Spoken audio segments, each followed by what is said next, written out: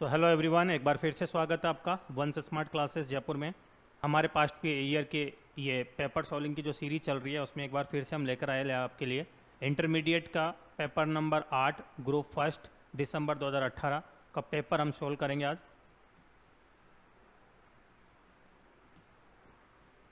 ठीक है, intermediate December 2018 paper number 8 cost accounting का हम सोल्व करेंगे। देखना इसको। Question number 1 objective type MCQ base पे क्वेश्चन नंबर 1 ए।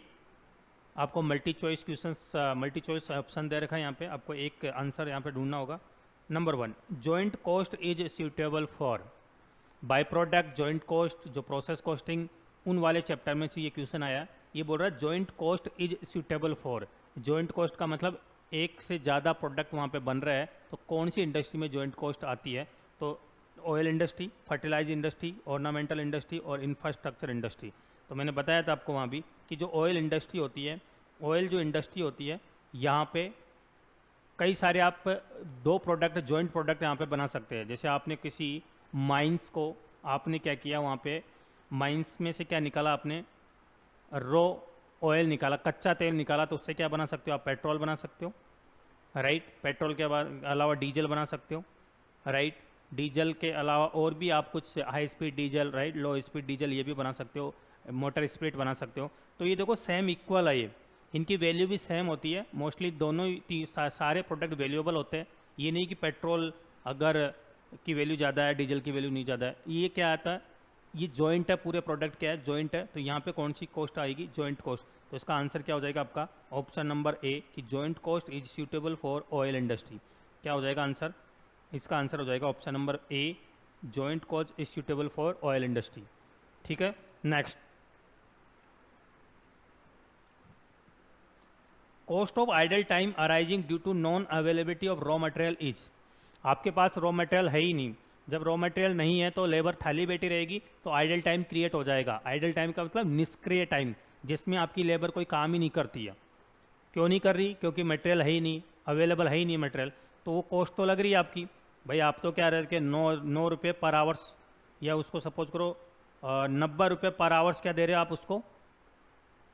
या फिर अगर बात करूँ मैं पर डे की, अगर सैलरी उनको दे रहे हैं तो 9 घंटे की सैलरी दे रहे हो उसको। कितने की? 9 आवर्स की उसकी सैलरी दे रहे हो, उसको वेजेस दे रहे हो। अब 9 आवर्स में चाहे वो 7.5 घंटा काम करे, 6 घंटा काम करे, उसको तो आपको कितनी दे रही है? 9 घंटे की देनी है आपको सैलरी। तो सपोज करो आपके पास मटेरियल था ही नहीं उस टाइम पे, और 4 बोले तो 3 घंटे वो आइडल टाइम बैठे रहे, ठाले बैठे रहे। तो ये जो 3 घंटे की जो कॉस्ट आपकी लगी है, इसको कहाँ पे लेके जाओगे? ये बोला इन्होंने। तो recovered by inflating the raw material cost. क्या रॉ मटेरियल कॉस्ट को इन्फ्लेट करोगे, बढ़ाओगे? Recovered by inflating the wages rate. क्या वेजेज रेट को आप बढ़ाओगे? Charge to factory overhead. क्या फैक्ट्री ओवरहेड को चार्ज करोगे? Charge to costing P and L account. क्या costing P and L account में आप लेके जाओगे? तो आपको ये ऑप्शन, आपको बेस्ट ऑप्शन चूज करना है। तो देखो, अगर नॉन अवेलेबिलिटी ऑफ मटेरियल की वजह से आपकी कोई कॉस्ट लगती है, तो उसको आप लेके जाते हो कॉस्टिंग के पी एंड एल अकाउंट में, वहाँ पे चार्ज करते हो आप। तो बेस्ट ऑप्शन क्या रहेगा आपका? Charge to costing P and L account. दोस्तों मैं बता दूं आपको, ये क्वेश्चन फिर से रिपीट हुआ है। अगर आप नहीं मानो तो मैं बता देता हूँ, पास्ट ईयर के वापस पेपर। ये अपन जो सोल्व कर रहे हैं कौन सा है? दिसंबर 2018 का है, राइट। और पेपर देखते अपन, दिसंबर 2017 का में आया होगा शायद ये। एक सेकेंड।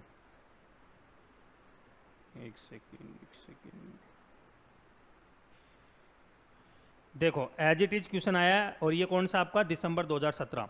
और ये क्या था? दिसंबर 2018। ये दिसंबर 2017। देखो इसमें एज इट इज ये क्वेश्चन आया आपका, और पहला ही क्वेश्चन है cost of idle time arising due to non availability of raw material is. तो इसका आंसर क्या आएगा? Charging to costing P and L account. Clear है? तो इंपॉर्टेंट है, आपके पास्ट ईयर के पेपर को करना आपके बहुत हेल्प करेगा आपको। ठीक है जी, next question. Charging to a cost centre those overheads that results solely for the existence of that cost centre is known as. ये अलोकेशन और अपोर्समेंट में से आपका ये क्वेश्चन आया है, अलोकेशन वाला क्वेश्चन है। तो आप क्या बोल रहे हो कि अगर कोई ओवरहेड है तो उसको स्लोली जो एग्जिस्टेंस करता है, तो कॉस्ट सेंटर के नाम किस नाम से जाना जाता है? तो वो जाना जाता है आपका अलोकेशन। हम क्या करते हैं? उसको अलोकेट करते हैं, अलोकेशन के नाम से जाना जाता है। फिर बोला है standard deals with the cost of service cost centre.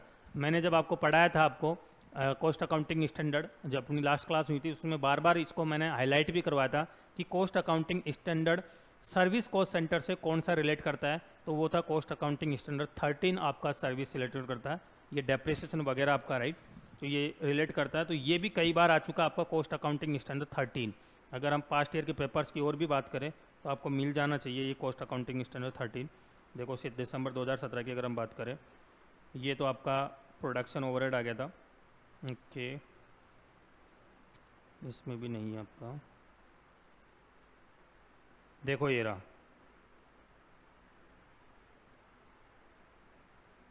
Material, इसमें 2 आ गया, ठीक है, दूसरे में होगा जून 2017, इसमें आपके कॉस्ट अकाउंटिंग स्टैंडर्ड 13 100% आया हुआ है।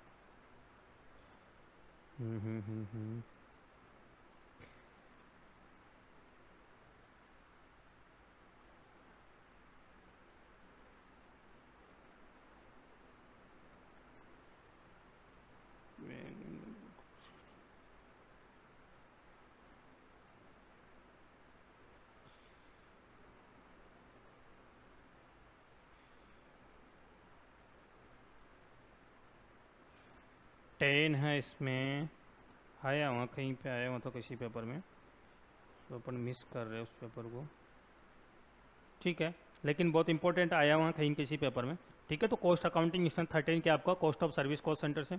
फिर आ रहा आपका in reconciliation statement income shown only in financial accounts is.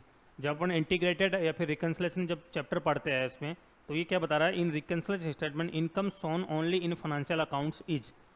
जो फाइनेंशियल अकाउंट्स में केवल इनकम जो शोल की जाती है वो क्या करते हैं अपन, डिडक्ट करते हैं फ्रॉम फाइनेंशियल प्रॉफिट से, ठीक है जी। Next, the most suitable cost system where the product differ in time of material and work perform is. ये इसको ध्यान रखना, अच्छा क्वेश्चन है ये। The most suitable costing system where the product differ in type of material and work perform is. तो ऐसी कौन सी कॉस्ट सिस्टम है जहाँ पर प्रोडक्ट डिफरेंट होता है आपके मटेरियल और वर्क परफॉर्म से। इसका मतलब कस्टमर के रिक्वायरमेंट के अकॉर्डिंग अगर आप प्रोडक्शन करेंगे तो अलग अलग रहेगा मटेरियल वगैरह सब कुछ, तो वहाँ पे कौन सी कॉस्टिंग यूज होगी, जॉब कॉस्टिंग, ये भी आपको बताया था। तो जॉब कॉस्टिंग में क्या करता है, एज पर ऑर्डर या फिर एज पर कस्टमर रिक्वायरमेंट अगर आप प्रोडक्शन करते हो तो वहाँ पे जॉब कॉस्टिंग यूज होती है, तो मटेरियल और वर्क परफॉर्म वहाँ पे अलग अलग होगा। क्लियर है ये, क्लियर है सबके ये, ठीक है। तो जॉब कॉस्टिंग आप बताई थी कि अगर आपका आप जो प्रोडक्शन कर रहे हो वो किसके अकॉर्डिंग कर रहे हो, कस्टमर की स्पेसिफिकेशन के अकॉर्डिंग कर रहे हो, तो आपका जो वहाँ पे जो कॉस्टिंग यूज करोगे वो करोगे आप जॉब कॉस्टिंग यूज करोगे। Okay, next, the sales and profit of a firm for the year 2016 are 1,50,000 and 20,000। 2016 की इन्होंने सेल्स दे रखी आपकी 1.5 लाख रुपये और प्रॉफिट दे रखा कितना, 20,000 रुपये। फिर 2017 की सेल दे रखी आपकी 1,70,000 रुपये, प्रॉफिट दे रखा 25,000 रुपये respectively. The PV ratio of the firm is, PV ratio पूछा है, जब अगर आपको 2 पीरियड का सेल्स और प्रॉफिट दे रखा है तो उसमें आप क्या करोगे, चेंजेज ले लेंगे। ऐसे पीवी रेशियो का फॉर्मूला क्या होता है, सी अपॉन एस मल्टीपल 100। सी का मतलब कॉन्ट्रीब्यूशन बोले तो इसको प्रॉफिट भी बोल सकता हूँ, तो profit upon sale multiple 100, right. अगर 2 पीरियड का दे रखा है तो आपको कैसे निकालोगे, तो चेंज को मैं हेज से लिख रहा हूँ, तो change in sales, sorry change in profit, ये होता है change in profit upon change in sale upon change in sales, right. तो चेंज इन प्रॉफिट कितना हुआ, 25,000 और 20,000 कितना डिफरेंस है, 5,000 का। और सेल्स कितनी है, 1,50,000 और 1,70,000 कितने का डिफरेंस है, 20,000 का।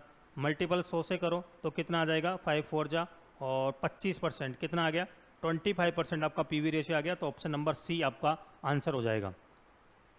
क्लियर है जी। Next, standard quantity of material for 1 unit output is 100 kg of at the rate 8 per kg। तो इन्होंने क्या बोला कि स्टैंडर्ड क्वांटिटी कितनी लगी, 1 यूनिट के लिए 10 kg, 1 यूनिट के लिए 10 kg स्टैंडर्ड क्वांटिटी लगी है रॉ मटेरियल की। अगर 1 यूनिट बनाते हो तो 10 kg लगेगा, ये इन्होंने स्टैंडर्ड फिक्स किया था। Actual output during a given period is 600 unit, actual में कितना आउटपुट हुआ, 600 यूनिट्स का। The standard quantity of a material for actual output, क्या बोला इन्होंने, स्टैंडर्ड क्वांटिटी बतानी है कौन सी, for material for actual output वाली।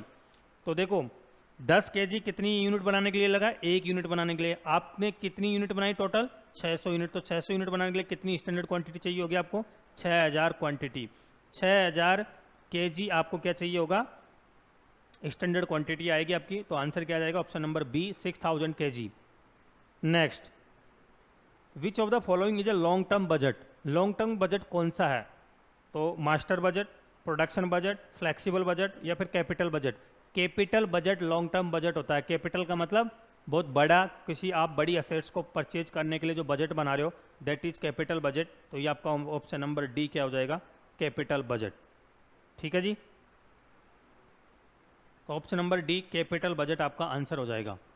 Next, match the statement in column 1 with the most appropriate statement in column 2। Column 1 का कॉलम 2 से आपको क्या करना है? मैच करना है। कॉलम 1 का कॉलम 2 से आपको क्या करना है? मैच करना है। ये आपको क्वेश्चंस दे रखा है और ये आपके पास क्या दे रखा है? ऑप्शंस दे रखे हैं। इन सारे ऑप्शंस में से आपको क्या करना है? चूज करना है। ठीक है जी, तो number 1, case discount allowed. Case discount allowed, case discount allowed में आपको ये देखना है ऑप्शन कौन सा होगा। जॉइंट कॉस्ट कोई मतलब नहीं है, सिलेक्टेड नहीं है। इम्पुटेड कॉस्ट भी मतलब नहीं है। Direct expenses, not showed in cost sheet but debited to in P and L account. तो मैं आपको बता देता हूँ कि जो कॉस्टिंग में जो आपका खर्चे आते हैं वो केवल और केवल मटेरियल से रिलेटेड खर्चे आते हैं। मटेरियल के प्रोडक्शन, सॉरी, प्रोडक्ट का जो प्रोडक्शन करते हैं तो उससे रिलेटेड जो खर्चे आते हैं वही कॉस्टिंग में आते हैं। लेकिन देखो, केस डिस्काउंट अलाउ, आपने कोई केस डिस्काउंट दिया, क्या मटेरियल के प्रोडक्शन से रिलेटेड है क्या ये खर्चा? कोई खर्चा है ही नहीं है, क्योंकि प्रोडक्ट को बनाओगे तो वहाँ पर मटेरियल, लेबर और एक्सपेंसेज लगेगा, तो डिस्काउंट तो होता ही नहीं है। तो क्या आंसर हो जाएगा? Not shown in cost sheet but debited to P and L account. Cost sheet में नहीं दिखाते हैं लेकिन पी एंड एल अकाउंट में अपन क्या करते हैं? डेबिट करते हैं। तो ऑप्शन नंबर डी इसका आंसर हो जाएगा। ठीक है जी, एस्केलेशन क्लोज। एस्केलेशन क्लोज आपके कॉन्ट्रैक्ट कॉस्टिंग में आता है। कॉन्ट्रैक्ट कॉस्टिंग में एस्केलेशन क्लोज क्या काम आता है कि अभी आप कॉन्ट्रैक्ट कर रहे हो, कॉन्ट्रैक्टी और कॉन्ट्रैक्टर एक कॉन्ट्रैक्ट कर रहे हैं कि भैया अभी क्या है, जैसे सीमेंट की रेट अभी 1000 रुपये पर बैग चल रही है, तो अभी तो 1000 रुपये पर बैग के हिसाब से मैं आपका कॉन्ट्रैक्ट प्राइस फिक्स कर रहा हूँ। लेकिन इन फ्यूचर में अगर इसकी प्राइस फ्लेक्सिबल होती है, बढ़ती है या फिर घटती है, तो उसके अकॉर्डिंग ही मैं क्या करूँगा? मेरे कॉन्ट्रैक्ट प्राइस को घटाऊंगा, बढ़ाऊंगा। तो एक क्लोज डाल देते हैं पहले, that is called escalation close. तो कहाँ पे यूज होता है ये? कॉन्ट्रैक्ट कॉस्टिंग में। तो इसका आंसर क्या हो जाएगा आपका? F, contract costing. Cost accounting standard 19 किससे रिलेटेड है? जॉइंट कॉस्ट से। किससे? जॉइंट कॉस्ट है। तो ये हो जाएगा आपका option number A, joint cost. Notional cost क्या होती है? मैंने बार बार बताई, नोशनल कॉस्ट क्या होती है? इम्पुटेड कॉस्ट को बोलते हैं। इम्पुटेड का मतलब ऐसी कॉस्ट जो दिखती तो है, सॉरी, जो लगी तो है या फिर आपकी बुक ऑफ अकाउंट्स में दिखती तो है लेकिन खर्चा हुआ ही नहीं उसका, दैट इज कॉल्ड इम्पुटेड कॉस्ट। मैंने बताया था किसकी खुद की बिल्डिंग है, उसको कहाँ पे यूज कर लिया आपने? किराए पे, आपके बिजनेस में यूज कर लिया। तो अपने आप को तो किराया देते नहीं हो लेकिन कॉस्ट तो वो है, तो उसको बोलते हैं इम्पुटेड कॉस्ट या फिर नोशनल कॉस्ट। तो इसका बेस्ट आंसर क्या हो जाएगा? Imputed cost, option number B. Zero base budgeting. Zero base budgeting क्या आ रहा है यहाँ पे? जीरो बेस बजटिंग ये क्या होता है? डिसीजन पैकेज होता है, डिसीजन लेने के लिए होता है। तो ये हो जाएगा ऑप्शन नंबर जी, ये आपका आंसर हो जाएगा। ठीक है जी, नेक्स्ट, अब आपको क्या करना है? ट्रू फॉल्स चेक करना है कि कौन सा ट्रू है, कौन सा फॉल है। Multiple costing is suitable for banking industry. ये कॉस्टिंग के कुछ मेथड्स हैं कि मल्टीपल कॉस्टिंग कहाँ पर यूज होती है? बैंकिंग इंडस्ट्री में। क्या सही है क्या? नहीं। Banking industry is a service industry, तो यहाँ पे ऑपरेटिंग कॉस्टिंग यूज होनी चाहिए, तो ना कि मल्टीपल। तो ये ऑप्शन नंबर फाल है आपका। ये ऑप्शन, ये आंसर क्या रहेगा? फॉल्स रहेगा। अगर अच्छा ये बात करें कि सर मल्टीपल कॉस्टिंग कहाँ कहाँ पे यूज होती है, तो दोस्तों एक तो बाइसिकल इंडस्ट्री में, बाइसिकल जो साइकिल बनाती है उस इंडस्ट्री में यूज होती है। कौन सी इंडस्ट्री में? बाइसिकल इंडस्ट्री में यूज होती है। एयरक्राफ्ट इंडस्ट्री में, एयरक्राफ्ट जो मैन्युफैक्चरिंग होती है उसकी इंडस्ट्री में जो कॉस्टिंग होती है, that is called multiple costing. Clear है? और मल्टीपल कॉस्टिंग एक जगह और यूज होती है आपकी वीडियो ऑडियो इंडस्ट्री में। वीडियो ऑडियो जो इंडस्ट्री होती है, राइट, वहाँ पे भी क्या यूज होती है? आपकी मल्टीपल कॉस्टिंग यूज होती है। तो ये ऑप्शन आपका क्या आंसर हो जाएगा? F, following, false. Slow moving material have a high turnover ratio. ना, slow moving material high turnover ratio नहीं रखता है, ये लो टर्नओवर रेशियो होता है, राइट। तो slow moving material have the high, तो ये भी क्या हो जाएगा? आप ऑप्शन आंसर आपका एफ, फॉल्स हो जाएगा। नेक्स्ट,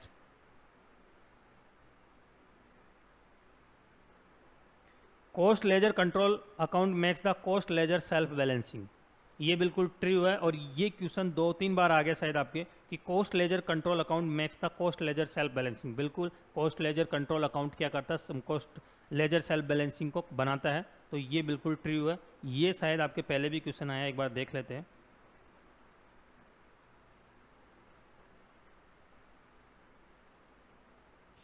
शायद इसमें आया आपका, इस वाले एसजीटी क्वेश्चन आया आपका।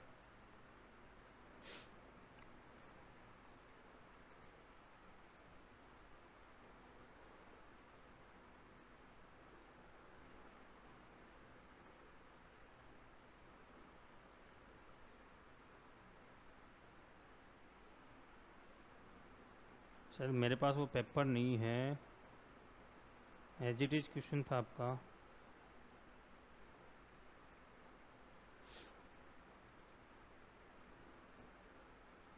वो पेपर नहीं है, एसजीटी क्वेश्चन ये उठ के आया है, नहीं है मेरे पास पेपर नहीं है वो। ठीक है, next, there is inverse relationship between batch size and carrying cost. देखो अपन ने वहाँ पे भी पढ़ा था, अपने ईओक्यू में पढ़ा था, अगर आपको पता था, इकोनॉमिक ऑर्डर क्वांटिटी में पढ़ा था वहाँ पे, कैरिंग कॉस्ट और बेच साइज।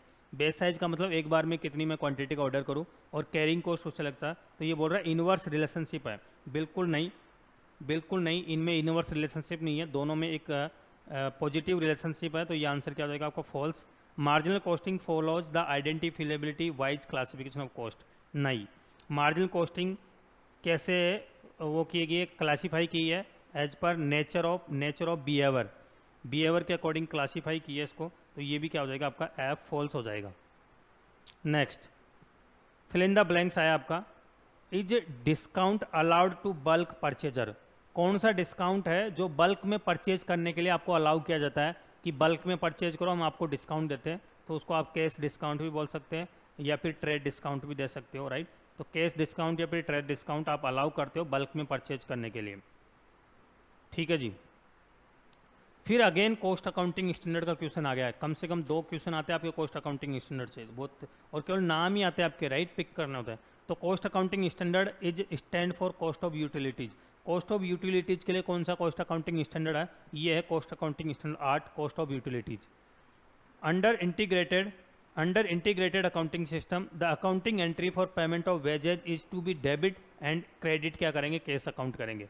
तो जब अपन वेजेज का पेमेंट करते हैं तो क्या एंट्री करेंगे, wages control account debit, wages control account debit to cash account, यही करते हैं, कैश में पेमेंट किया तो ये बोल रहा है डेबिट क्या करेंगे, वेजेज कंट्रोल अकाउंट। तो यहाँ पे क्या आ जाएगा, वेजेज कंट्रोल अकाउंट, ठीक है। Next, if the actual loss in a process is less than the normal loss the difference is known as. ये क्या बोल रहा है कि एक्चुअल में जो लॉस हुआ ना वो कम है, किससे, नॉर्मल लॉस से। तो आपको क्या हो जाएगा, प्रॉफिट हो जाएगा, बोले तो एब नॉर्मल गेन हो जाएगा, उसको क्या बोलेंगे हम, एब नॉर्मल गेन, या फिर एब नॉर्मल प्रॉफिट हो रहा है आपको एक तरह का, ठीक है जी। The principal budget factor for consumer good manufacture is normally. तो क्या बोला इन्होंने, the principal budget factor for consumer goods manufacture is normally, इसको बोलते हो आप सेल्स डिमांड या फिर मार्केट डिमांड, सेल्स डिमांड या फिर इसको बोलते हो आप मार्केट डिमांड, ठीक है जी। तो ये अपने क्वेश्चंस हो गए जो आपके होते हैं 5 तो इसके हो गए, और 10, 15 और 10, 25 मार्क्स के आपके ये क्वेश्चन होते हैं, और बहुत स्कोरिंग होते हैं अगर आपने इनको अच्छे से 1-2 बार रिवाइज कर लिया तो, ठीक है जी। तो ऐसे ही हमारे और पास्ट ईयर के पेपर्स के सॉल्यूशन आते रहेंगे। इसके लिए आप वीडियो पाने के लिए आपको अपडेट मिलती रहेगी, आप हमारे चैनल को भी सब्सक्राइब कर सकते हैं। So thank you so much.